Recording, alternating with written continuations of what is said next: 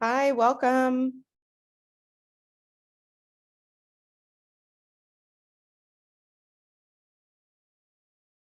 Welcome. Hey, can you hear me? Yep. Sweet. How's it going? Good. Alex. Great. How are you guys doing? Good. Oh, I'm excited for this Zoom. yeah, me too. I've been looking forward to this all morning, you guys. Oh, wow. Ah. Awesome.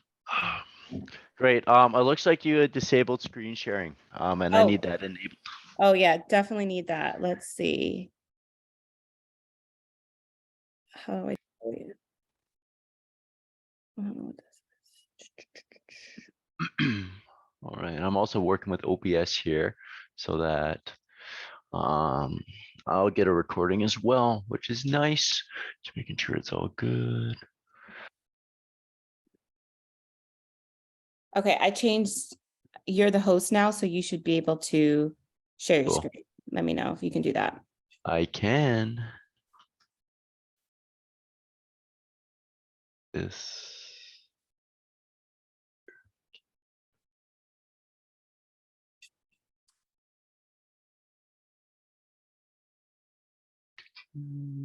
Gonna make another post in the pub dev server, see if we can Nice. Great. last minute attention here. Yeah, same. Let me get the writers Oh, going. and how about I get the right date on my workshop here? All right. Date unknown, yeah.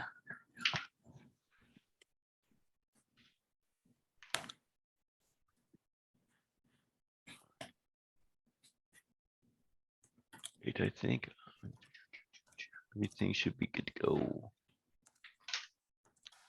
Okay. And while I'm doing this, I will see how we're doing on my event here and get some more people in here as well.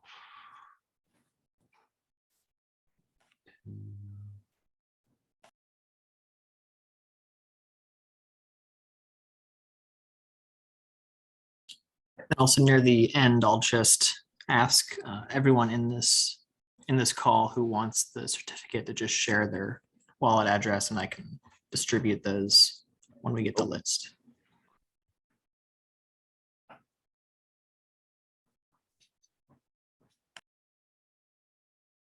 Are you talking about a POAP certificate?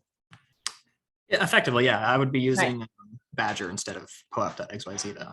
Got it. Okay, cool. Yeah, I'm always down for the proof of attendance certificates. How's your guys' weekend? Pretty good.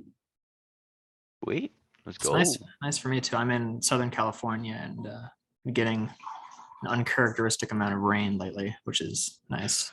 Yeah, that is pretty nice. I was just in California from August to November. I was staying in San Francisco, but I made my way down to LA and to San Diego as well. Where are you based? I'm out of Vancouver. Oh, cool. Post that here.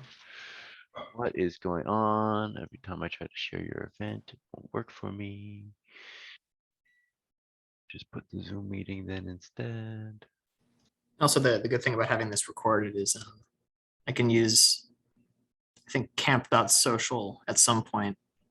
It's like a Web3 integrated video conference platform Oh yeah, stage. Yeah, and then they have this cool thing where you can have people join and then show them all this like a video presentation, and then you can account, on chain for who showed up. So we can, in principle, we'd be able to show this recording in the future for people who want the certificate. So it's not just a one-time opportunity. sweet. And you know what's really good is you can turn these workshops into quick TikToks as well.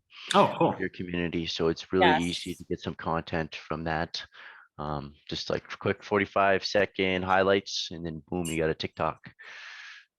Nice. Yeah, I like TikTok for sure.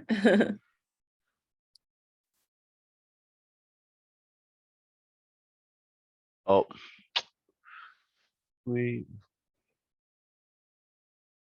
Yeah, absolutely. Let me just, thank you, Nick, for the heads up, buddy. I appreciate that. Um.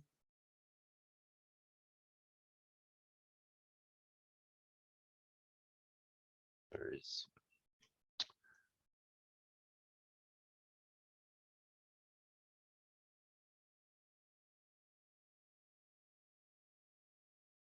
Oh, sure. All right, do you guys want to give it while we wait for a little bit here? I'm all cool with chill until the room fills up. So give about 5 more minutes or so.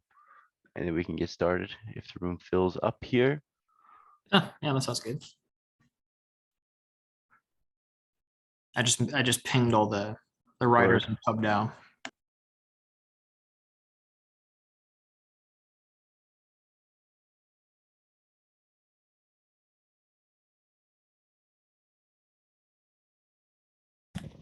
Yeah, the cool thing with Badger too, I'm not sure if Oh, POAP. Nick, that has, sorry to interrupt. Nick, this link has been updated, by the way.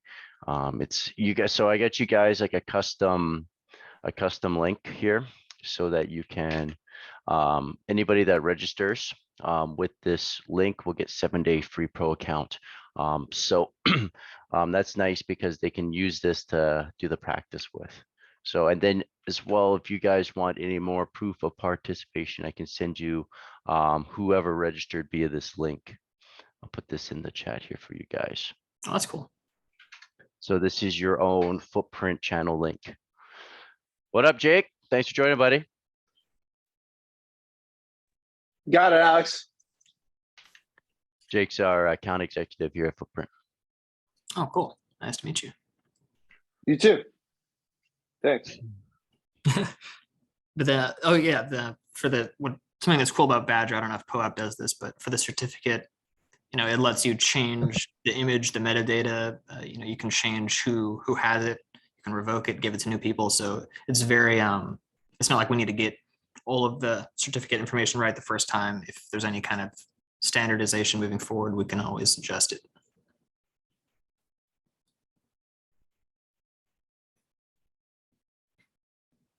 That's cool. I have to. My background or my logo is backwards. Thanks for the heads up, Jake. No idea. It looks good on Yeah. my screen. On my screen, it's forward.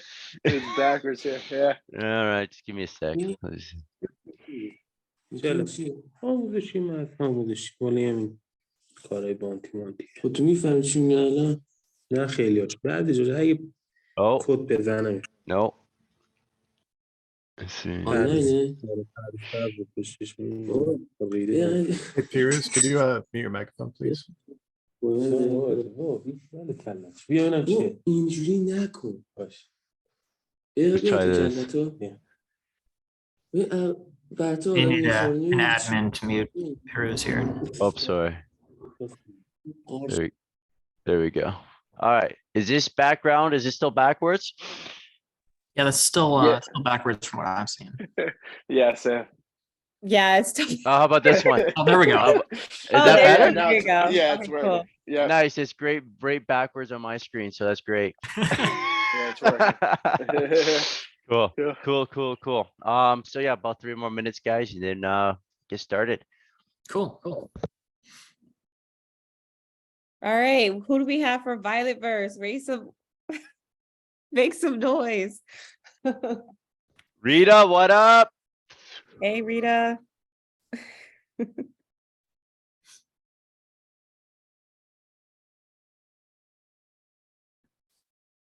I'm loving this data jam session. I think this is going to be awesome. I always like talking about data with media professionals.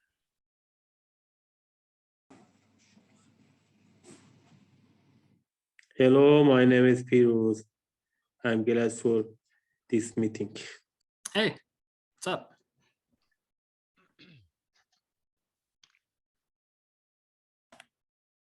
Right.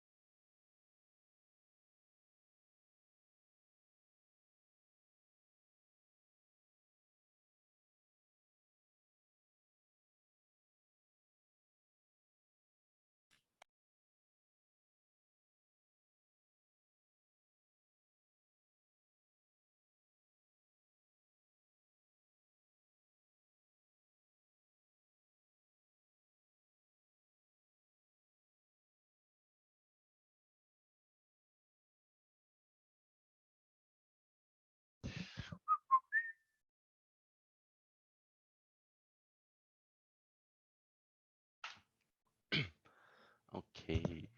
That's done.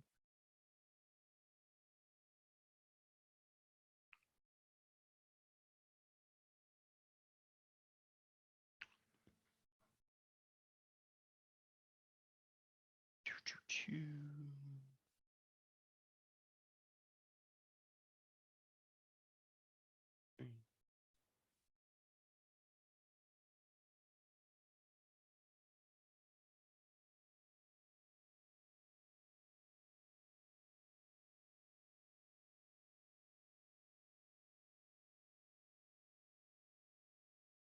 Okay.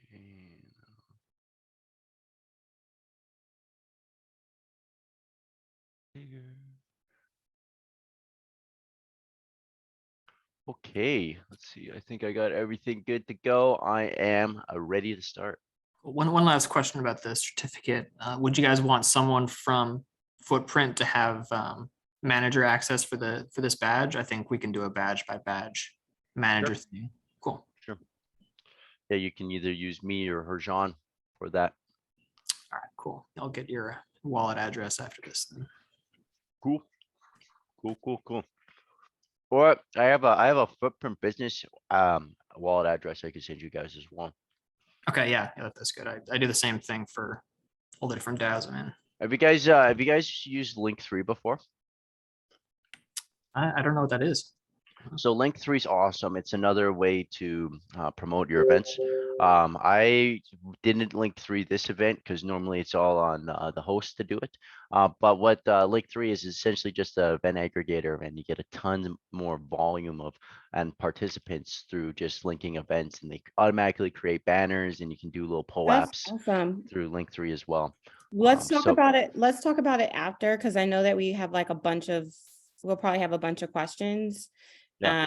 And like, if you have any questions about the badge, we could just put it in a chat, but I'd like to get started. All right, let's get it done. Video's going. I am starting recording. All right. Hello, everybody.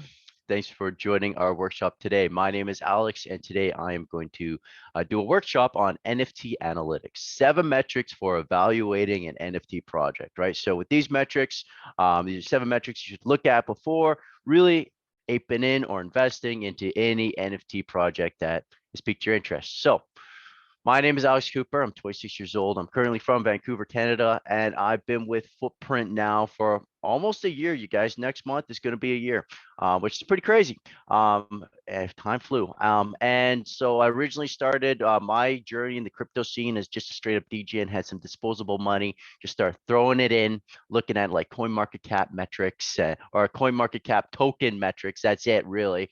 Just thinking I'm the man doing the, putting all the math in my mind, steaming, and turns out I lost a ton of money. And then I started working at Footprint. I started really learning about what metrics are important, why these metrics are important, and how they can help me give a great overview of a project. And little fun fact, my biggest NFT bag is actually in my Splinterlands collection. It's a little GameFi card trading game. I have an embarrassing amount of Splinterland cards. But it's a fun game and I like it. So now I'll tell you a little bit about Footprint before we hop right into the the workshop. So what kind of data do we have? Like Footprint is your one-stop shop for everything data related, especially when we're talking about NFTs. So we cover 24 chains, 700,000 plus collections across 17 marketplaces. We got over 2,000 GameFi protocols, 519 DeFi protocols, and over 100,000 tokens, all indexed, ready for you to make insights on, okay? So if you want to see what chains we have, they're all right down here. And then our marketplaces that we cover as well. With all this marketplaces, we actually cover about 97% of NFT trading volume, which is pretty sweet. Going forward, we also have 2 services at Footprint. We have our front end web app, which most of you will probably be interested in when making dashboards, or we have an API for devs or people that want to build and use the data easily and pretty seamlessly. So let's keep going on. So let's go into our actual workshop itself. First, we're going to start with the introduction NFTs, okay? Just a little basics of what an NFT is, the 7 metrics, and then our conclusion Q&A dashboard practice, and I'll even do a little dashboard demo for you guys to show you how to make NFT metrics without having to code, which is sweet. Okay, so first things first, what is an NFT? Well, NFT stands for non-fungible token, right? And these are immutable lines of code that give you 100% one-of-one access to digital collectible, whether it be a PFP, whether it be a picture with utility, whether it be a couple pixels, whatever. It's yours and you own it, right? And NFTs now aren't just PFPs, right? We think of NFTs, we think of Bored Ape Yacht Club, Mutant Ape Yacht Club, Azuki, you know, a lot of just PFPs, but there's also things like, you know, you're gonna not believe this. I found an NFT collection that actually is bringing horses, real life horses onto the blockchain for horse racing. So you can actually name the horse, you can bet on this horse with your NFT. It's pretty crazy. I've seen real estate as well being fractionalized through NFTs. So, you know, NFTs nowadays aren't just PFPs. There's a lot of utility with them and a lot of variety of what we can do. So we'll go into that a little bit more. But before that, I want to give you a little bit of stats about NFTs in 2022. So the total sales of NFTs was 55.5 billion, which is up 175% from 2021. That's crazy. NFTs were hot in 2022 until they weren't. And then we have roughly 85,000 NFT collections were launched last year. In 2021, there's only about 14.5K. So you can see a huge spike in the amount of collections released. Now, this stat is pretty interesting to me. The only 2,623 collections had more than 1,000 unique buyers. And when we look at collections, we're seeing so many collections coming out with 5K, 10K drops. So only having about a quarter of them as unique buyers is a little interesting to me.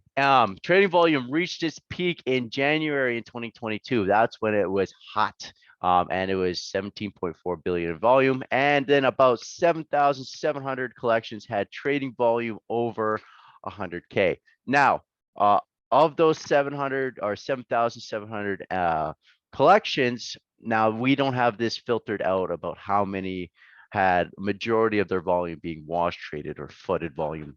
So going on, you know, so here's some common use cases for NFTs. In-game assets, right? GameFi and NFT, they go like together like peanut butter and jam, right? Every single GameFi game that we're seeing pretty much comes out with or has an NFT version of it. So, you know, those two are super common together. We're seeing a lot of music coming out for NFTs, right? As you know, record labels really take a lot of the money that these artists are making. They don't really have the power and they don't really have much of a say. So by bringing your music onto the blockchain, you start giving the power back to the artists and they actually start making some real money for their real kind of hard work that they've done.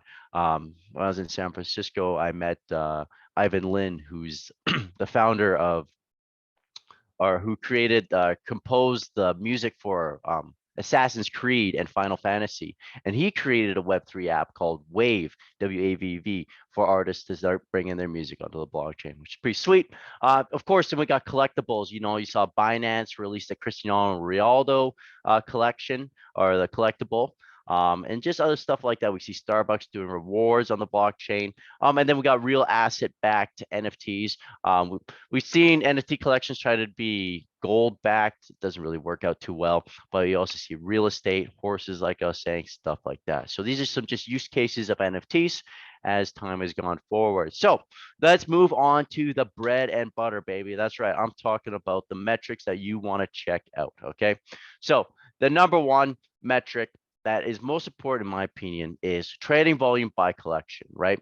So most price tracking and collection websites, say OpenSea, LooksRare, anything where they got a top 10 trending page, even though we don't know the algorithm exactly, it's pretty obvious that majority of the weight is held behind trading volume, right? And when you're checking with trading volume, is also extremely important to compare it with the social metrics, which I'll get into a little bit later. So if you look here, you can see our top 10 collections by trading volume. Dreadfuls, More Loot. Dreadfuls and More Loot Historically are some of the most wash traded collections out there. Majority of their volume is not legitimate. So this is also good things to know, and I'll talk about wash trading and volume in a couple more slides. Next metric is users transactions, buyers and sellers. Okay, so user transactions can bring great insights to the health of collection, right? If there are more sellers than buyers, a collection will fall in price. And then tracking the amount of NFTs or times an NFT has been sold within a certain time frame is crucial to to seeing if the collection is being used in wash trading, right? More than 3 times in the hour, a certain number of the collection being sold more than 3 times in a day, stuff like this. Also, it's really important to see who the seller is selling to. And if that person that bought is then selling that right back to the original address as well. So by doing this user transaction volume, our analysis, I should say, and seeing who's buying, where they're selling it to, is great. And it helps you give a good idea if, the volume is real, if maybe users of or what's the word here? Employees of the protocol, there we go, are doing some nefarious stuff behind the scenes to make their collection more visible, stuff like that. So tracking buyers and sellers is super important. Third metric, market cap after wash trade filters, right? So market capitalization is a key metric used to measure cryptocurrency or an NFT collection size and value.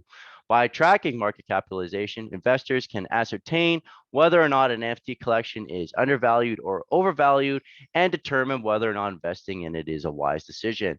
Also, market cap can help you get a good idea if there's good liquidity behind the project and can help you give a good idea of how long it will take you to actually sell it, right? Certain NFTs, if they don't have much of a market cap, you're gonna have a hard time selling it.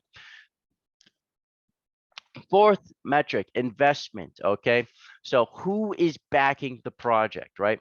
Is the project backed by a reputable VC or angel investor? And can the project realistically fulfill their white paper pipeline, right? Early in the year when NFTs first started, we've seen way too many collections, in my opinion, relying on selling out of their whole collection to fulfill their white paper, and then not selling out and taking the money and running and just rugging everybody else. So I think by looking at their investment, how much of the collection has been sold, and kind of just the team in general, can help you get a good idea if they're able to fulfill their white paper pipeline. That's huge, you guys, right? Is it like looking at the project, right? If they're saying that we're going to do 5 ETH giveaways every 500 member or 500 buyers, you're looking at this and you're looking and then you look at them, do the math, how are they making any money, right? Stuff like this. So by looking at their pipeline and seeing who's backing behind it, you can get a good realistic idea if they're going to complete that pipeline, which is huge. So I tagged Animoca Brands here at the bottom because Animoca is a VC by far the best, in my opinion, in 2022. They closed 62 seed rounds. They raised tons of money. They also on top for GameFi games, there you got 4 games in the top 5, or sorry, not 4, sorry, 3 games in the top 5 for active users, which is huge. Next, I believe this is LooksRare for the marketplace. Now, LooksRare, I'm not big a fan of as a marketplace just because of the token drops and how their algorithm rewards wash trading. But then again, at the bottom, we also have OpenSea, which in my opinion, OpenSea is the best marketplace for not allowing wash trading and flooded volume. So yeah, I just wanted to include some brands at the bottom. Next, very important one I like to talk about, social engagement, right? So social numbers and interactions. One of the most important things you can do is when you're looking at a new NFT collection, you go on the Twitter, you see they got 50,000 followers. But all of a sudden they're getting like 2 likes on a tweet, and they're tweeting at all times of the day. So it's not like they're just missing their demographic. They're tweeting all times of the day, and then we're getting low engagement rate. That just shows us that really the community isn't active. And when it comes to NFT utility, the community behind the NFT project is massively valuable for creating this utility. And if you got 18.3K followers and about 4 likes. I mean, really, how active is this community? How is the team really engaging with the community? Are you going to be people people actually interested in this collection? So it's super important to know. Another one is checking out Discord engagement as well, looking at your Discord members compared to how many people are reacting and posting every day. Social engagement is just good because we want to be able to find if a project has just been buying followers, right? And just more fun, but we got to weed through. So social engagement is pretty important. And my sixth metric, this one, I could do a whole workshop on this. Actually, I got a whole another workshop on this, but wash trading. So wash trading is kind of a new phenomenon we've been seeing for NFTs in 2022. The reason is it's just so easy to wash trade NFTs, right? So at Footprint, you actually can feel confident when you're looking at our data, especially on our gold level tables. All the data has our wash trade filters applied already. And what are these filters? So overpriced NFTs, right? 10 times OpenSea average price. That's one filter we use for determining wash trading. Collections with 0% royalties, right? You want to make as much money as possible when wash trading. So how do you do that? Well, we start selling collections with no royalties. And NFTs bought or sold more than a normal amount of times in a day, which is more than 3. And if it's been bought or sold more than normal amount of times in a short period, say 3 times in 2 hours. All right. And while we're at it, I figured I would include some charts that show the most wash trade collections that we have data on at Footprint. So Terraforms by Math Castles, 99.8% of their volume, total volume, has been wash trade volume. That's crazy. That is absolutely crazy to me.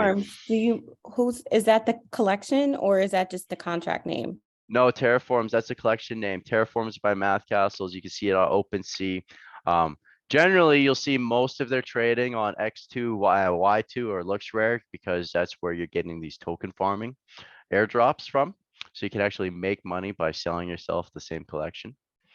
And then when we're looking at blue chip wash trading, Mutant Ape Yacht Club. So this one is actually kind of cool because it falls under a different category, same as Azuki and Cool Cats. These collections are used for wash trading tax losses. All right, so let's say you took a big L in the year. It's actually, depending on where you did in other sectors, it's actually kind of more beneficial for you to sell your NFT to yourself very low, so then you can then write it off as a tax loss. So then you don't get taxed as hard in your other industries, wherever you're moving money, whatever. And Mutant Ape Yacht Club, Clone X, and Azuki are the top 3 collections used for harvesting tax losses. Cool. And our 7th metric, marketplaces and chains. Analyzing a collection's preferred chain and marketplace, right? Where is a collection dropping, right? If we look at the stats, Ethereum has the majority of the collections, and actually the majority of the volume, but we also see stuff like Solana. Solana was huge. It blew up in 2022 substantially, right? So, and then marketplaces as well, right? Where are these collections releasing are these projects releasing their collections on? I personally think it's a red flag if they're releasing on X2, Y2, or LooksRare, just due to the fact that the volume and the users doesn't add up. It's almost like you're trying to play the system a little bit. So I think that's a red flag in my opinion. I'm a big OpenSea guy or aggregator guy. But yes, so looking at the chains, and it doesn't hurt to ask why either. Asking a project why they chose this chain is a great question. And I've done this before, and a lot of projects that they actually can't give me a why. They just said, well, we seen a lot of collections on Ethereum, so we just did Ethereum. But if your NFT is only going to be $10, there's no point in deploying on Ethereum because I got to pay $5 in gas fees to mint it. So looking at the chain and the marketplace and kind of grilling the protocol on why is very important. All right, and that's really it for the content of this workshop today. I'll take a little bit of questions, and then with the questions, after the questions, I'll go right into showing you how to make NFT analytics at Footprint. So I'm all ears, you guys. So I'm sorry, go on. Oh, I just had a question about the chains that you mentioned. Are you seeing that now, for example, there's been huge interest in Flow and Polygon? Are you seeing like a drop of, I guess, interaction volume on Ethereum and more interactions on those two chains? Well, Yeah. I would say for 2022, right, really Polygon really won the BD war for the chains, right? If we see Polygon, they took Utes and Day Gods off of Solana and bridged it over to Polygon. They also bridged Magic Eden. Now Magic Eden's going to start deploying on Polygon as well. So when I come with Polygon, I think Polygon did a really amazing job for breaking into literally every single industry this year, even GameFi. They popped up the amount of GameFi protocols they've released, the amount of NFT protocols has just been going crazy. So like Polygon is great too, right? Because it's all that chain itself has low transaction fees. It's pretty quick. But what really, I think what's really driving Polygon is just the money that they're throwing around, right? I think they offered Today Gods $5 million grant to move over to from Solana to Polygon, which is huge. So you'd be crazy not to take that sort of money. So I think like definitely we're going to see a lot less collections being released on Ethereum. I could honestly, if they're really a diehard Ethereum maxi, I could still see maybe using Arbitrum as a way as well, the layer 2. But we're definitely going to see a little bit more going forward, taken away from Ethereum. But just looking at Ethereum's volume and number of collections, they're still kind of the main dominator in the scene. I hope that answers your question.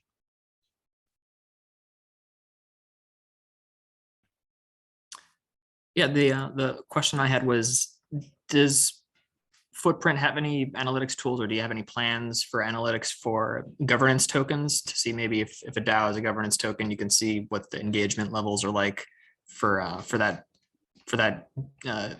DAO's governance platform or any other governance related metrics, or are you guys more going to stay focused on Well, investments? so we could do that for DAOs. Now let me go to our website here.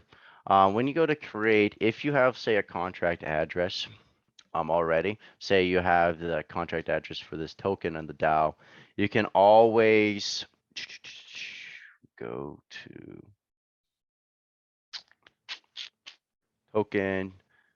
token daily stats, token info.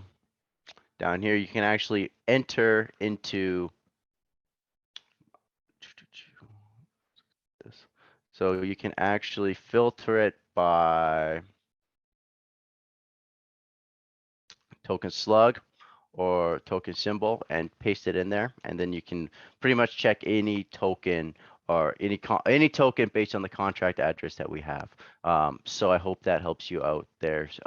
So we aren't really focusing so much on certain aspects. We're just trying to grab as much data as we can that's within the pipeline. So we might even have some governance tokens. I'm pretty sure we're for Splinterlands, we're measuring SPS tokens, which is a governance token. So for Splinterlands, so we do have a little bit of a mix and match. Now, what's a great suggestion is, let's say that you're looking for a specific data.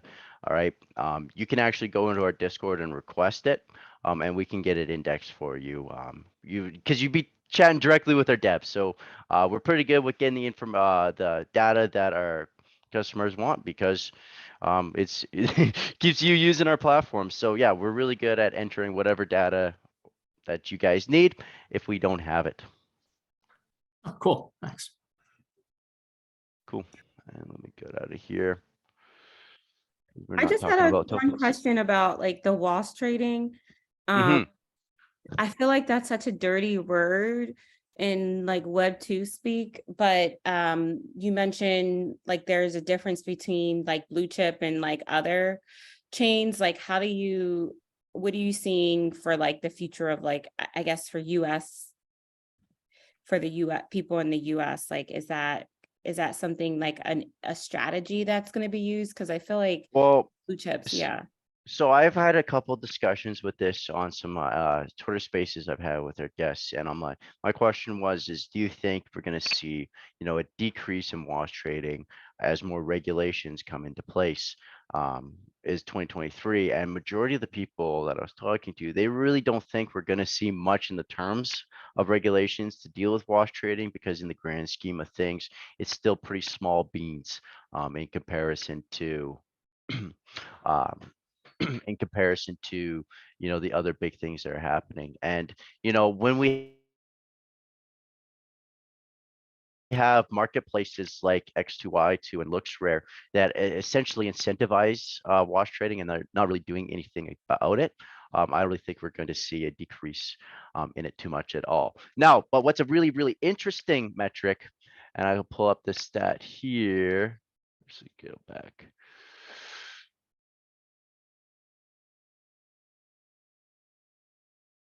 Right, when we look at marketplaces, where is it? Transactions, I'm trying to find transactions for you guys.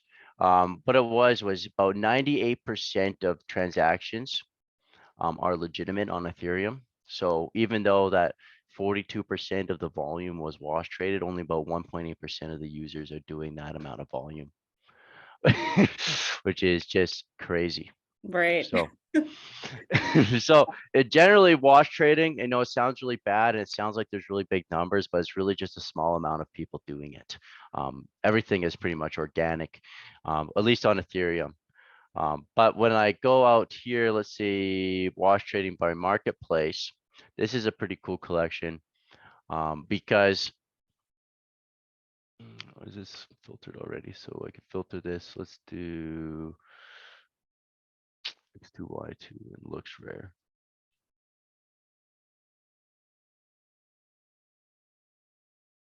Once this loads up, I'll show you.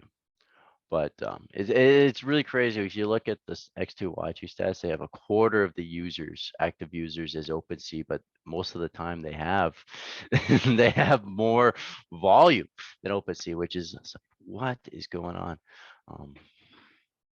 Well, while I wait for this dashboard to load, I guess I'll move on. Also, for anybody that's curious about footprint and wants to make charts, but they don't really know what are our slugs meaning, I will post this in the chat here. This is our footprint data dictionary. This shows you what every category that we have, what it is. There it is. What it means and what you can find with each different category at footprint. So I'll put that there. Any other questions before I move on to the demo?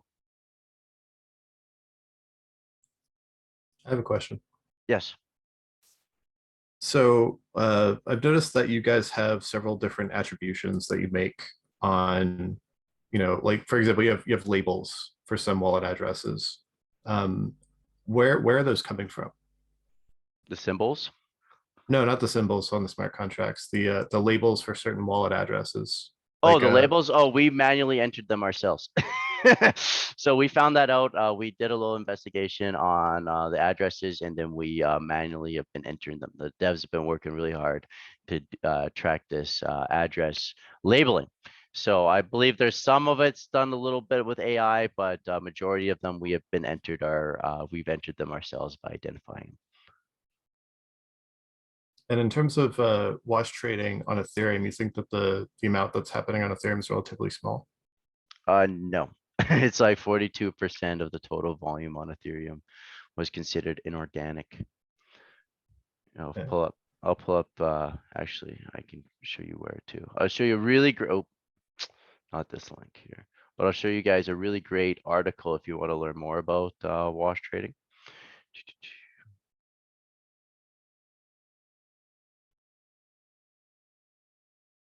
So we did this joint article with CoinGecko, and we really brought into our, and footprint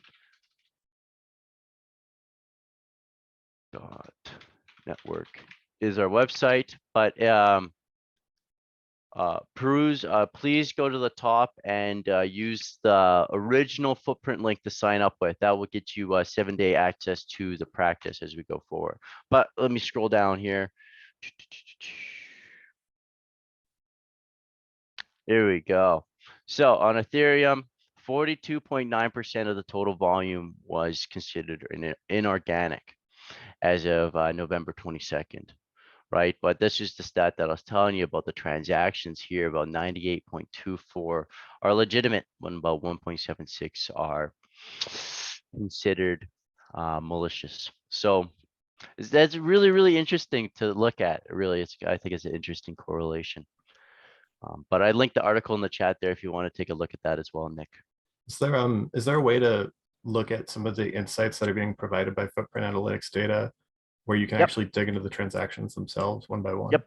So if you'd like, a little cheat sheet is to go to our analytics at the top here, filter by wash trade, and then you can actually go by all of our wash trade dashboards. This one is really great here because then you can actually enter the protocol slug, or you can actually enter as well the contract address. So I recently, because I was just bored, I did the collection for Porsche, right? Porsche just did this release, this NFT, and it crashed and burned on release, right? It's selling below mint price. And I was talking to my friends. I said, you know, I bet they're going to release some surprise utility and it's going to blow up. Same day, they released some surprise utility, blew up. So I wanted to check to see if that volume, because it went from under 1 ETH to like floor price is 2.9 now, which is huge increase. So I used our wash trade filters at footprint, entered in the contract address, and I was able to determine that majority of the volume for the Porsche NFT was actually organic. So it's a healthy. Oh, wow. Okay. Yeah, it's a healthy project. If you guys like, I'll show you the chart right here.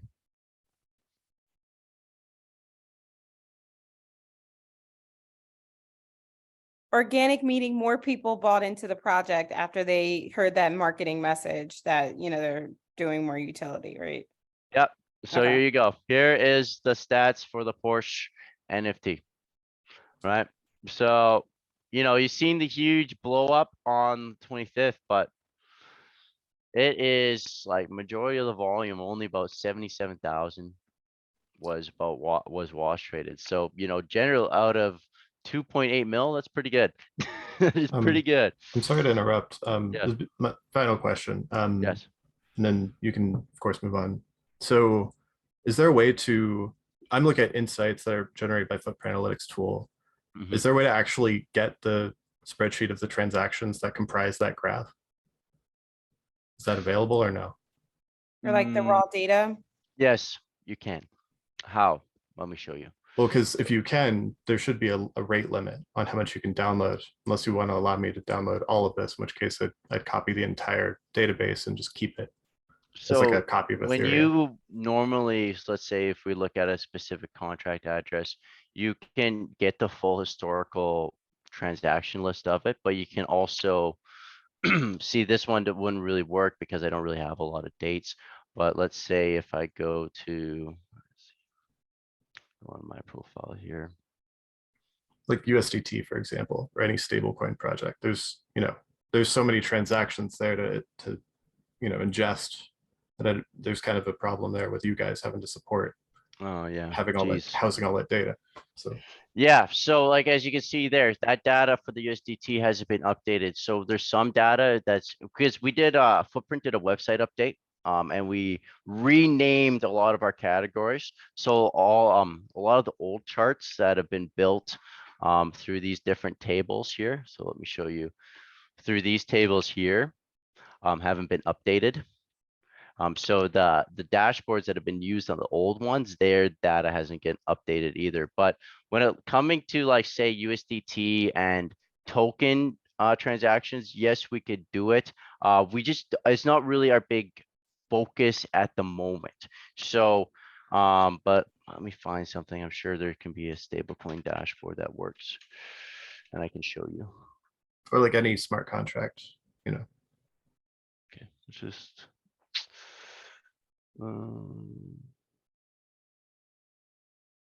Sure, let's do this. I was trying to think because you're looking at Etherscan for really recent data, and if you're going to query a validator node to get the entire token contracts transaction history, it's going to take you a couple days. Based on our indexing solution or engine, we can actually get that data in about 24 hours. What I'm saying is like how far back does the data go to the inception of the smart contract? Or like Yep, what's the yep, date? yeah, we get full historical. So if you want, we can, when we take the data, we get the full historical transactions. So I'll show you here on our API.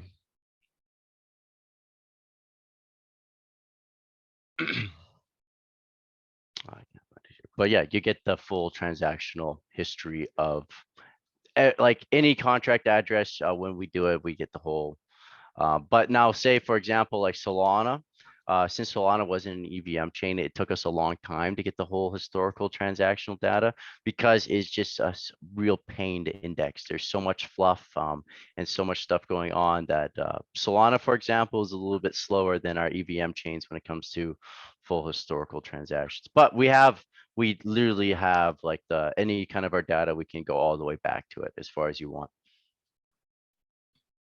Thanks. I really, yeah, sorry, Nick. I hope I'm helping you out here, but yes. And how do we like, and I guess what you're saying too is, all this data that's got to be putting a lot of strain on our servers, right? And how do we maximize latency? That question I can't really answer too well. I could get Wade to answer that question, but we've done a lot of tips and tricks to really kind of reduce the size of the data that we're indexing to get so for all of our raw data, because we had the full historical transactions getting updated, we could only do latency for every 24 hours, right? We could only update the data every 24 hours. But now, as the time's gone on, for our Ethereum raw data, our Ethereum, Polygon, and BNB raw data, we have a 5-minute latency right now, which is great. So I don't know exactly what Wade has been doing, our CTO, to ingest all this data and still have it at this kind of latency, but I can find out for you. I just know that's a big bottleneck to doing on-chain investigations. So Oh, huge. Yeah, but we can provide you with the full historical transactional data. We've done it with Carrot DAO before through our API. It just takes, just depending on how far back it goes, just the longer it'll take to load up. But yeah, pretty much any contract address on Ethereum or Polygon, you can go all the way back to. But if that's something you're really looking into, I would recommend using our API for that service instead of our front end website, because you just have a lot easier time and you'll get the data a hell of a lot quicker. Jake, would you back me up on that one, buddy? Yeah, definitely. We also have a batch download that you can use for full historical. Great, thank you.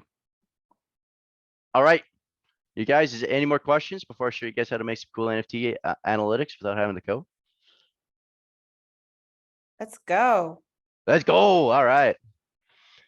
So we can do it two ways. We can start with our chart, or we can start with a new dashboard. What I like to do is start a new dashboard, add a chart. So this is really sweet. So here's all the charts that I've added, but we can also on our dashboard steal community made charts already. So today, someone name an NFT collection for me that is on Ethereum. Just give me one. World of Women. World of Women. Let's see if I have that.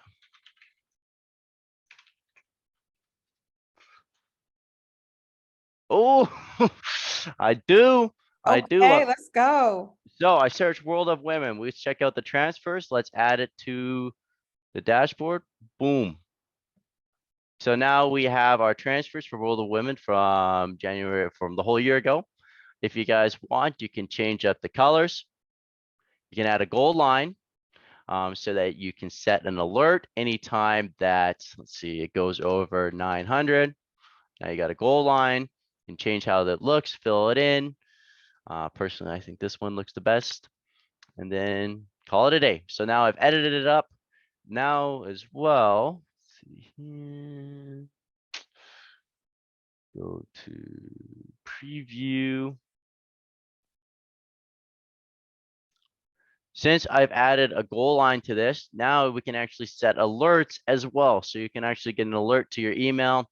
Right now, mostly your email, refreshed every hour if you want to, you know, if the transfers reaches your goal line and you want to know, we can actually send you alerts right to your email footprint. So we'll save that. Let's do, Can we do doodles? Oh, okay. well, that's okay. /doodles dashboard. So create, again, another way. Let's go edit. And now add another chart. Again, we can say doodles, buyers and sellers of doodles, volumes of doodles. So we can add all these charts directly into your dashboard, which saves you a lot of time. You can also add text boxes, image boxes, and video boxes, really kind of just make your dashboard your own. Or, let me edit this again. Let's go to add chart, go all the way down and create a chart. So let's do, you said doodles. Let's try to do NFT marketplace.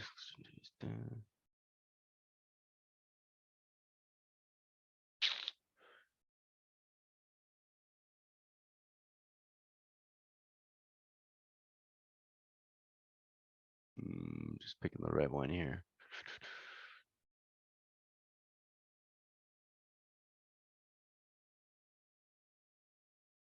Just do this. Okay, so my biggest tip for you guys is once we get to this screen, right? A lot of this is like, now what? What do I do now? Right? We have all this data and we have to now summarize it. So the biggest tip I can give for you guys is skip filter, go right to advanced. I know it sounds counterintuitive to go right to advanced, but this really will help you out. So let's filter this by collection slug.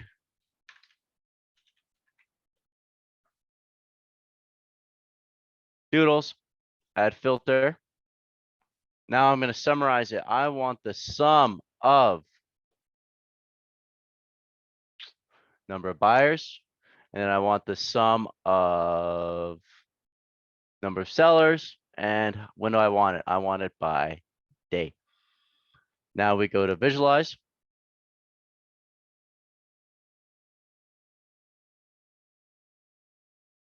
We can see the number of buyers and sellers for doodles as the day goes on. Now, when it comes to visualization, there's a different couple ways we can do it. Right now, I got the line. We can also do a bar graph.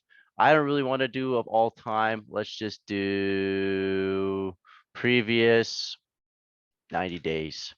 Apply. And then there we go. We now have the buyers and sellers of doodles in the last 3 months. We can also add another, again, add a goal line, trend line, and we can set our axes as well. But going back, I don't really like this gray color. Let's make it blue.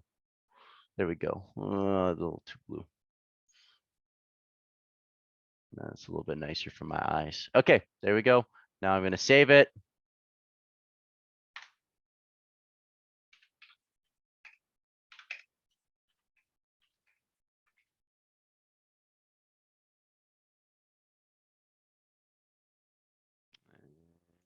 I did World of Women Doodle dashboard. Bang. And there we go. Save it. We just made a buyers sellers chart in like 3 minutes, you guys. And remember, if you guys are confused on where to go, in the chat, I sent the data dictionary, or you can always search up here.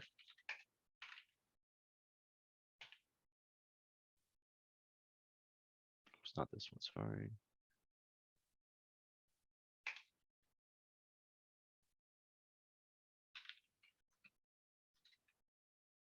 I can type. There we go.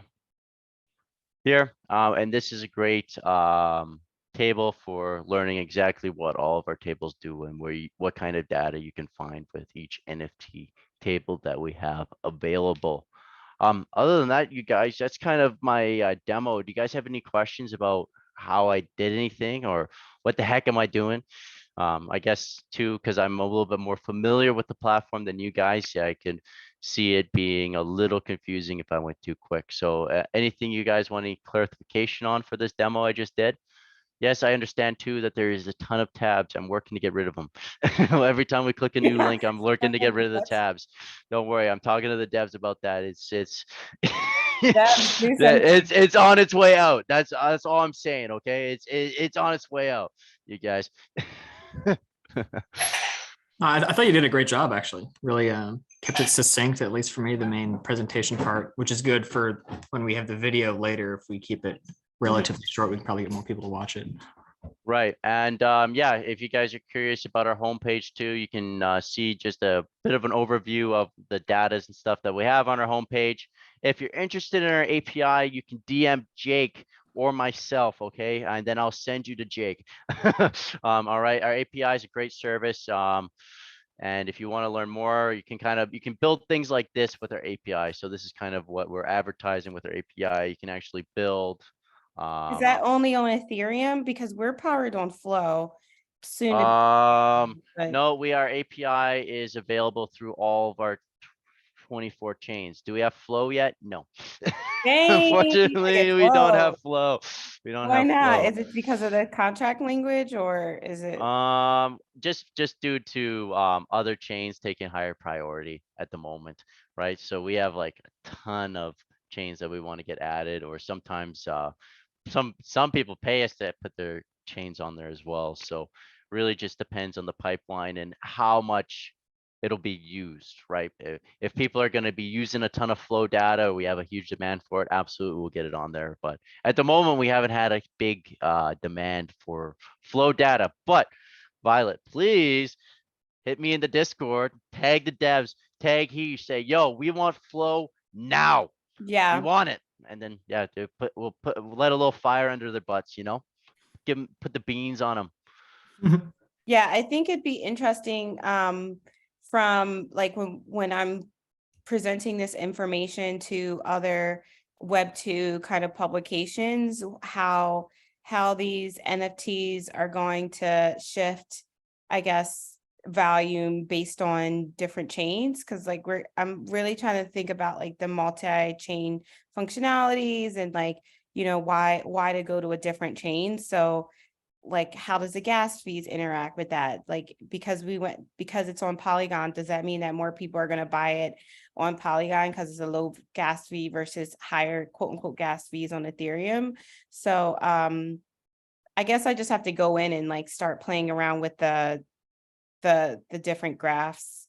Yeah, and two, it really kind of depends, I think, because let's say, you go into these Web2 companies for NFTs and you want to say replace their loyalty program with something on chain, which I think is a Mhm. great use case for Web2 companies.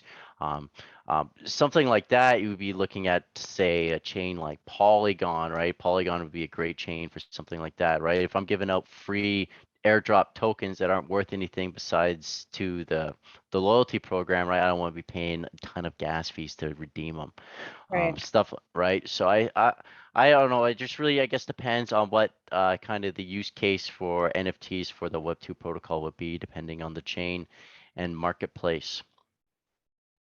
Right. Okay. I mean, like when you look at Porsche, they did Ethereum, but that makes a little bit more sense because they had a bit of a higher floor price than average, right? I think it was 0.911 was their mint price, which is when you're having a mint price that high, it's okay to be dropping on Ethereum and the gas fees and two, right? When you look at the majority of the collections and the volume, it is still on Ethereum.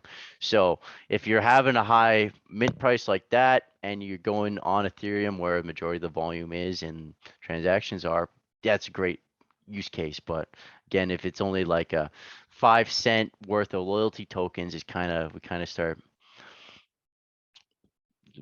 blurring the lines if it's really okay or not, right? For sure. Thank you for answering that. So a last reminder for anyone here who wants the certificate, just drop your wallet address in the chat section here. Oh, and you guys, sorry, I forgot the last point. I got a little bit of practice for you guys. So if you guys, anybody watching here makes a dashboard on an NFT collection using at least 5 of the metrics that we talked about today, I will give you a 1-month footprint business count for practicing with us. Okay. I'll make it 2 months if you upload some social data onto Footprint. How do we upload data onto Footprint? Well, let me show you real quick. Create chart. Upload your data right here. Okay. So if you want to upload any social metric data and compare it with the on-chain data, and you give me a write-up about the collection, if you think it's great, why, you think it's healthy, blah, blah, blah, and you include that data, 2 months pro account. Okay. All right, So let's go.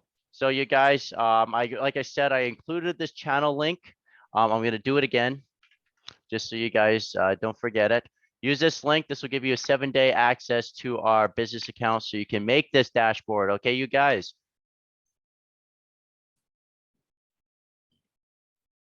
Okay, and I see some wallet addresses up here. I guess I'll leave that for you, Kleinamenic, to deal with the wallet addresses.